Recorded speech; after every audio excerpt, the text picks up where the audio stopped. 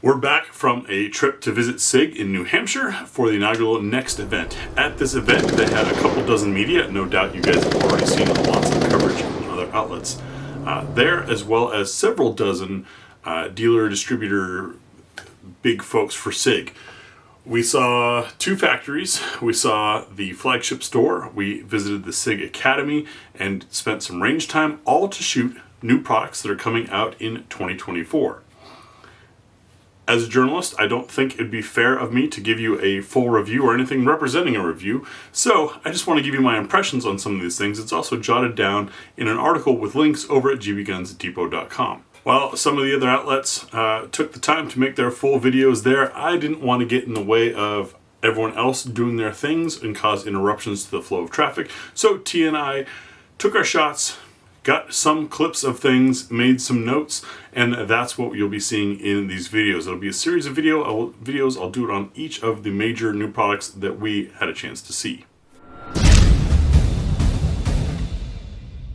Visually, probably the most stunning out of all of them was the Sig Reserve Collection P226-XFIVE.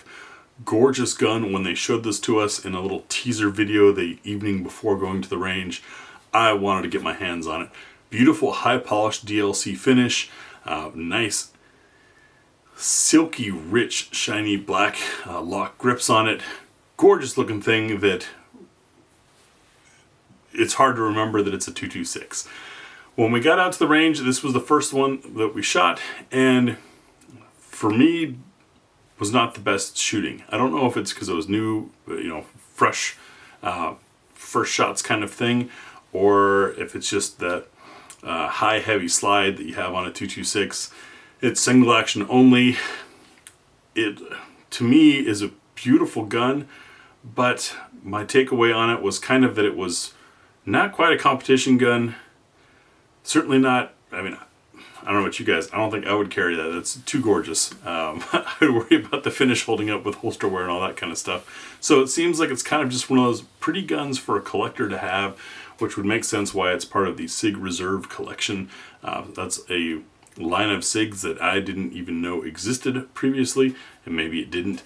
But absolutely gorgeous pistol, and for the 226 fans that have it all or want it all, I think this one's going to fit in there for them.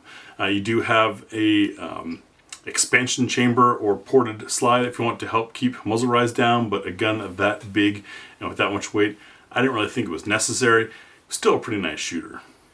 So that's just a quick rundown and initial thoughts. There's of course more in the article. Check the pinned comment over at gbgunsdepot.com, running through all of this, as well as links that have the full specs and all of that kind of stuff, pricing, where to buy. All of that will be filled out as these things become available.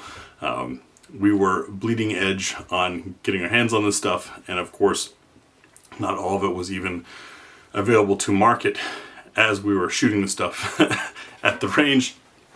But when we got into the factory, we saw plenty of it being made, and quite rapidly. It's very impressive what Sig pulls off there. If you guys have any questions about any of this stuff, check that article. If there's a question still after that article, comment on the article, and I'll do some digging, see what kind of information I can find out, and hopefully fill things out from there. Sorry these are short ones, but I just didn't feel it was fair to you, or to my own credibility, to try to give some type of a review or deeper dive while we're there in New Hampshire. There were people to interview, could have done things like that, but doing that would have interrupted the time and the flow for everyone else.